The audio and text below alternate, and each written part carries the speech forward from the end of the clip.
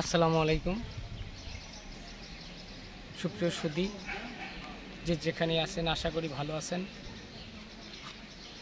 সবচেয়ে বড় কথা হচ্ছে যে অনেকটা ক্লান্ত পড়া মন নিয়ে বলতে হচ্ছে, আজ বাংলাদেশের অবস্থা খুবই খারাপ।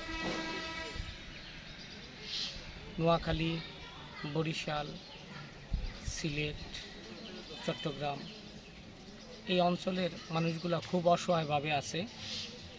তো দয়া করে যেখানে আছেন এদের পাশে দাঁড়ান, এদেরকে সাহায্য করুন। কারণ টাকা আজকে আছে, কালকে নাই। আমিও আমার দিক থেকে আমি যতটুকু পেরেছি আমি সাহায্য করেছি। জানি না আল্লাহ পাক ভাগ্যে কী রাখছে। তবে এই সময়ে, মহামারীর সময়, আপনারা সবাই বন্যার্তদের পাশে দাঁড়ান। আমার এক বড় ভাই, উনি ফোন করে আমাকে বলেছেন যে ভাইয়া, আমি 2 দিন যাবত আমার ফ্যামিলির কোনো সন্ধান পাচ্ছি না। সবচেয়ে কষ্ট লাগে ছোট ছোট বাচ্চারা। এদের কী হবে? আমরা যারা বড় মানুষ আছি হয়তো একটু কষ্ট হলেও আমরা একটু ভালো থাকতে পারবো, নিজেকে বাঁচাতে পারবো, কিন্তু এদের অবস্থা খুবই খারাপ। তো আপনারা যারা পারেন প্রাণ নিয়ে সহযোগিতার হাত বাড়ান। ইতিমধ্যে আমাদের এই অঞ্চল থেকে অনেকেই চলে গেছে। আমরা চেষ্টা করেছি মানুষের পাশে দাঁড়ানোর। আপনারাও পাশে দাঁড়ান যারা বিদ্যমান আছেন।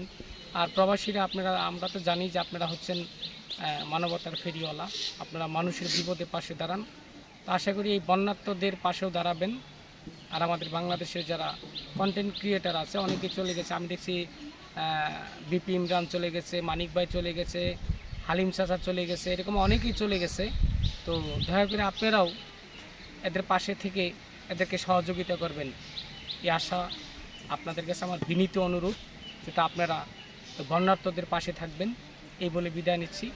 আসসালামু আলাইকুম।